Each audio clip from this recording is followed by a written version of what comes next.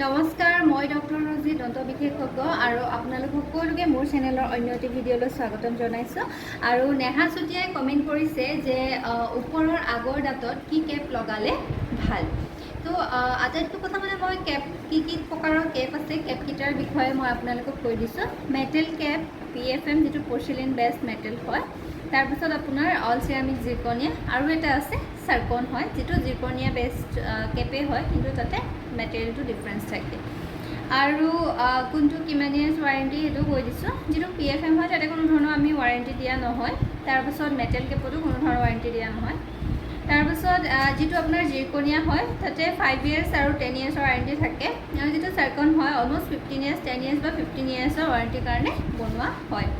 তো আপোনাৰ ওপৰৰ সন্মুখৰ আগৰ দাঁতৰ যদি কেপ লগাব বিচাৰে তেতিয়াহ'লে আপুনি জিৰকনিয়া যিটো অল চিৰামিক জিৰকনিয়া বুলি কোৱা হয়, সেই জিৰকনিয়া কেপ লগালে আপুনি আটাইতকৈ ধুনীয়া ৰিজাল্ট পাব। দেখিবলৈ খুব ধুনীয়া লাগিব, একেবাৰে নেচাৰেল লাগিব।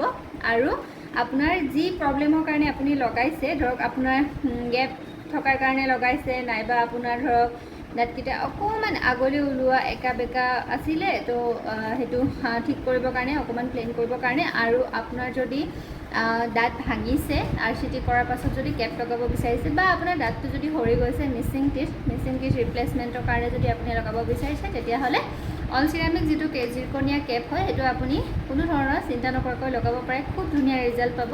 মই ইয়াতে ফটো কেইখনমান শ্বেয়াৰ কৰি দিছোঁ। মোৰে জিৰকনিয়া কেপৰ ওপৰৰ সন্মুখৰ আগৰ দাঁতত যি জিৰকনিয়া কেপ লগোৱা আছে তেওঁলোকৰ ফটো কেইখনমান মই আপোনাক এই ভিডিঅ'টোৰ জৰিয়তে শ্বেয়াৰ কৰি দিছোঁ। আজিলৈ আহিছোঁ, আকৌ লগ পাম এটা নতুন টপিকত এটা নতুন ভিডিঅ'ৰ সৈতে।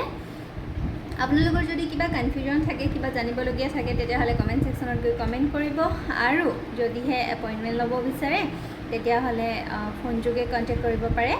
আৰু আপোনালোক সুস্থ থাকক, সবল থাকক, তাৰে কামনাৰে ভিডিঅ'টো চোৱাৰ বাবে শেষত ধন্যবাদ।